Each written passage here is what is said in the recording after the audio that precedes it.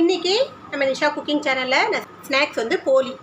இது வந்து ரவாவில் தேங்காய் போலி செஞ்சுருக்கேன். ஸோ தேங்காய் போலி ரவாவில் நல்லா டேஸ்ட்டாகவும் நல்லா சாஃப்டாகவும் வந்திருக்கு. பாருங்கள் எவ்வளோ சாஃப்டாக இருக்குது. ஸோ இதே போல் போலி நீங்களும் ட்ரை பண்ணி பாருங்க. ஈவினிங்க்கு ஸ்கூல் விட்டு வரும்போது சுட சுட 10 நிமிஷத்தில் செஞ்சிடலாம்.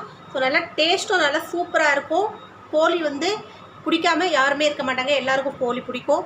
ஸோ பெரியவங்களும் சரி குழந்தைங்களும் சரி ரொம்ப பிடிச்சமான ஒரு டிஷ்ஷு. அதே மட்டும் இல்லாமல் தேங்காய் வெல்லம்லாம் போட்டிருக்கிறதுனால டேஸ்ட்டும் நல்லாயிருக்கும், ஹெல்த்துக்கும் நல்லது.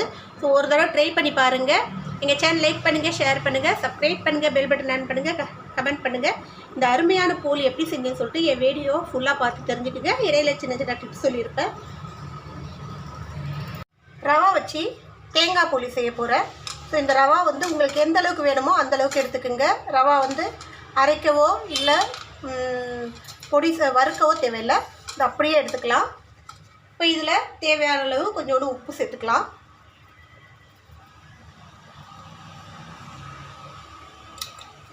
நல்லா கொதிக்க கொதிக்க ஒரு குளிக்கரண்டி அளவுக்கு எண்ணெய் ஊற்றிக்கலாம்.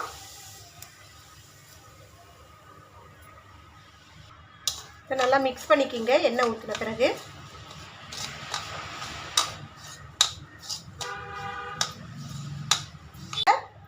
சுடு தண்ணி ஊற்றி பிசைய போகிறோம். கொஞ்சம் கொஞ்சமாக சுடு தண்ணியை ஊற்றி ஃபஸ்ட்டு நம்ம இந்த ஸ்பூனால் கிளறிக்கலாம். ஏன்னா கொதிக்க கொதிக்க தண்ணியும் அதே போல் நல்ல சூடான எண்ணெயை ஊற்றி இருக்கிறதுனால கை வந்து நமக்கு சுற்றக்கூடாது.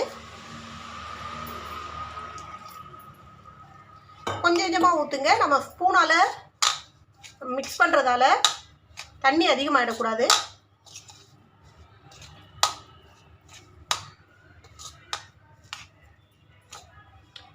இப்போ இந்த தண்ணியை வந்து இந்த சோஜி அப்சர்வ் பண்ணிகிட்டே வரும்.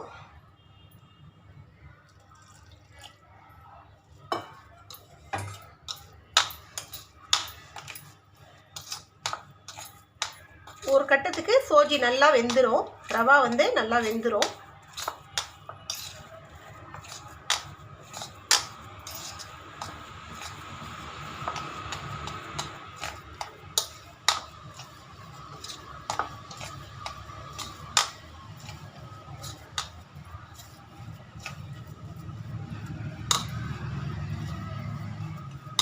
இப்போ இதை நம்ம இப்படியே மூடி வச்சிடலாம். ரவா வந்து நல்லா ஊறி வரட்டும். ரவா ஊறுறதுக்குள்ளே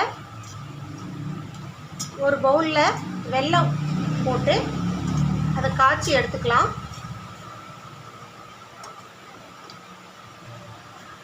அடுப்பில் ஒரு கடாயை வச்சுட்டு காய்ச்சின வெல்லத்தை இதில் வடிகட்டிக்கலாம், தூசி எதுவும் இல்லாமல் இருக்க.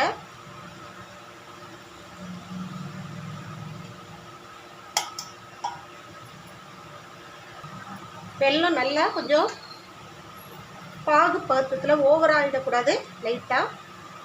இதில் கொஞ்சோண்டு ஏலக்காய் பொடி போட்டுக்கலாம், கொஞ்சோண்டு சுக்கு பொடி போட்டுக்கலாம்.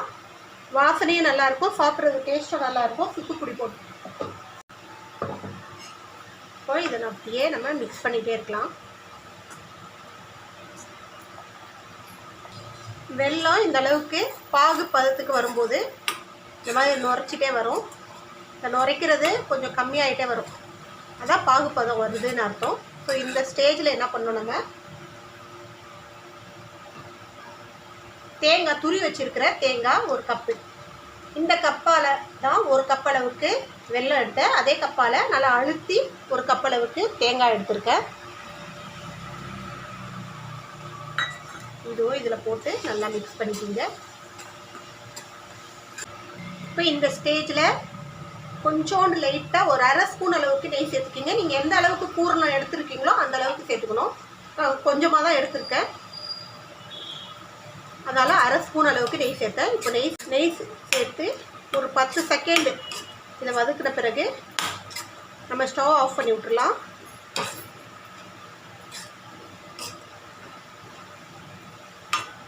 அவ்வளோதான். இப்போ ஸ்டவ் ஆஃப் பண்ணி விட்டு இந்த ஆற விட்டுருங்க. இது கொஞ்சம் நல்லா ஆறணும். இப்போ நம்ம மாவு எந்த அளவுக்கு ஊறி இருக்குன்னு பார்ப்போம். நல்லா ஊறிடுச்சு. இதை நல்லா வந்து சப்பாத்தி மாவுக்கு பிசைகிற மாதிரி நல்லா பிசைஞ்சிக்கணும்.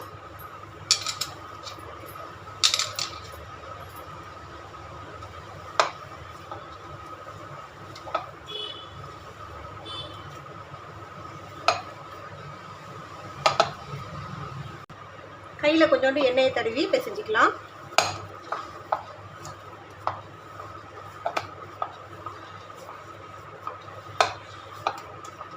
நான் போட்ட அளவுக்கு தண்ணி கொஞ்சம் பதமாக போட்டிங்கன்னா இந்த மாதிரி நல்ல அழகான ஒரு டோ கிடைக்கும் உங்களுக்கு. ஸோ ஈஸியான மெத்தடு. நம்ம மைதா மாவை போட்டு பிசைஞ்சு மைதா மாவில் செஞ்சால் அது உடம்புக்கு நல்லதில்லை. இந்த மாதிரி சோஜியில் செஞ்சு பாருங்கள். டேஸ்ட்டும் நல்லா சூப்பராக இருக்கும். வேலையும் ஈஸியாக டக்குன்னு முடிஞ்சிடும்.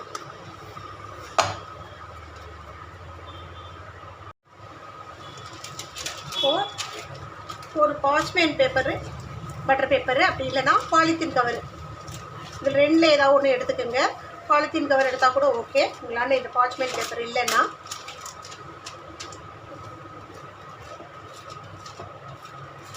இதில் கொஞ்சம் நெய் தடவி விட்டுக்கலாம். இப்போது நமக்கு எந்த அளவு போலி தேவையோ அந்த அளவுக்கு இந்த ரவா உருண்டையை நல்லா உருண்டையாக்கிக்கிங்க. அதுக்கப்புறம் இந்த மாதிரி கொஞ்சம் கிண்ணி ஆட்டம் ரெடி பண்ணிக்கணும். ஸோ எப்போவுமே நமக்கு போலிக்கார மாவு கொஞ்சம் தளதளன்னு தான் இருக்கும், ரொம்ப திக்காக இருக்காது.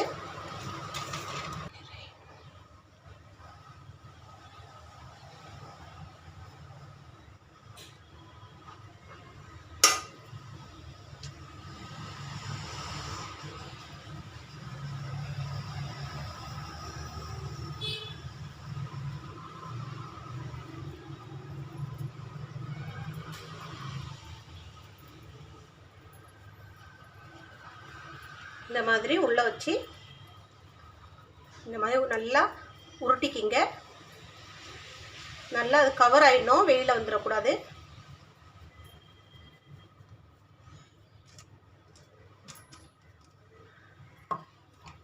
கையில் கொஞ்சோண்டு நெய் தடவிட்டு இதை நல்லா இந்த மாதிரி அழுத்திட்டே வரணும்.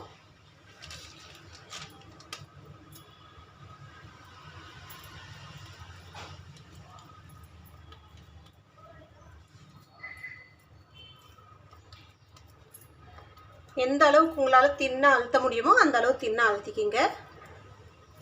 இப்போ கொஞ்சம் வெளியே வந்தாலும் ப்ராப்ளம் இல்லை, அது வரும் தான். நம்ம என்ன தான் இது பண்ணாலும் நாலா பக்கமும் ஃபுல்லாக அது ஸ்ப்ரெட் ஆகணும் இல்லையா, அந்த உள்ளே வச்சுருக்கிற பூர்ணம், அதால் லைட்டாக வெளியில் வரலாம் சான்ஸ் இருக்குது.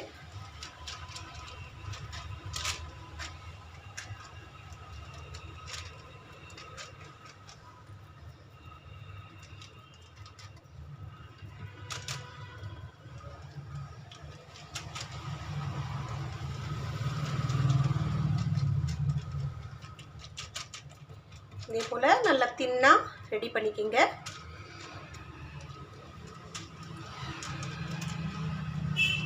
இப்போ இதை வந்து நம்ம ரெடி பண்ணி வைக்க முடியாது.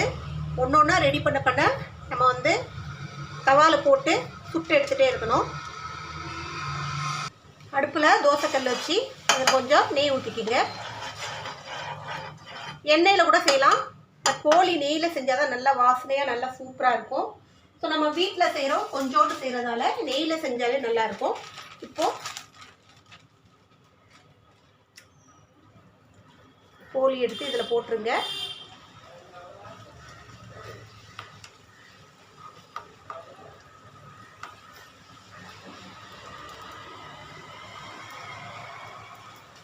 அடுப்பை கொஞ்சம் சிம்லேயே வைங்க, ஓவர் ஹீட் ஆகிடக்கூடாது.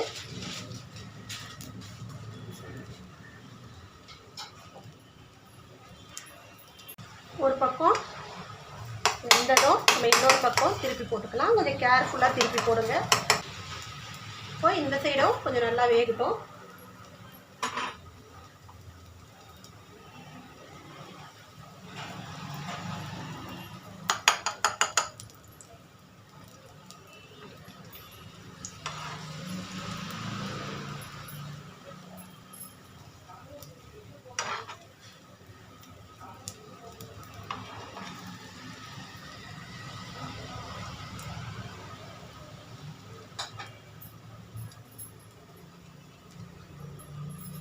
அவ்வளோதான், சூப்பரான போலி ரெடி ஆயிடுச்சு.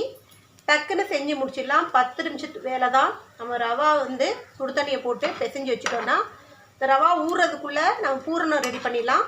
பூரணம் ஆறதுக்குள்ளே நம்ம ரவா நல்லா பிசைஞ்சு பூரணம் உள்ளே வச்சு உருட்டி சுட்டு எடுத்தோன்னா சூப்பரான போலி டக்குன்னு செஞ்சு முடிச்சிடலாம். நீங்களும் ட்ரை பண்ணி பாருங்கள். டேஸ்ட்டும் நல்லாயிருக்கும். நம்ம கடையில் வாங்கி சாப்பிட்றத விட நம்ம வீட்டில் செஞ்சு சாப்பிட்ற பொருளுக்கு தனி டேஸ்ட்டே இருக்கும். ஸோ நம்ம எண்ணெயும் திட்டமாக யூஸ் பண்ணுவோம், அதிகமாக யூஸ் பண்ண மாட்டோம். கடையில் வாங்குகிற போலி வந்து எண்ணெய் ஓவராக ஊற்றியிருப்பாங்க. அதே போல் அவங்க பயன்படுத்தின எண்ணெயை மறுபடியும் பயன்படுத்துவாங்க. ஸோ இந்த மாதிரி போலி நீங்களும் ட்ரை பண்ணி பாருங்கள். இதே போல் நம்ம அடுத்தடுத்து போட்டு எடுத்துடலாம். அவ்வளோதான், சூப்பராக நல்லா கலர்ஃபுல்லாக இந்த போலியை நீங்களும் ட்ரை பண்ணி பாருங்கள். குயிக்காக டக்குன்னு செஞ்சு முடிச்சிடலாம். இப்போ ஈவினிங் டைமில் ஸ்கூல் விட்டு வர குழந்தைங்களுக்கு சுட சுட செஞ்சு கொடுத்தீங்கன்னா சாப்பிட அவ்வளோ டேஸ்ட்டாக இருக்கும். கிட்டத்தட்ட உங்களுக்கு போலி பணியாரம் இது ரெண்டையும் கலந்து சாப்பிட்ற ஒரு டேஸ்ட்டில் இருக்கும். ட்ரை பண்ணி பாருங்கள் ஒரு தடவை. இந்த ரெசிபியோட உங்களை சந்திக்க வரை உங்களிடம் விடைபெறுவது உங்கள் நிஷா. எங்கள் சேனல் லாஸ்ட் வரைக்கும் பார்த்து உங்கள் அனைவருக்கும் மிக்க நன்றி. பாய்.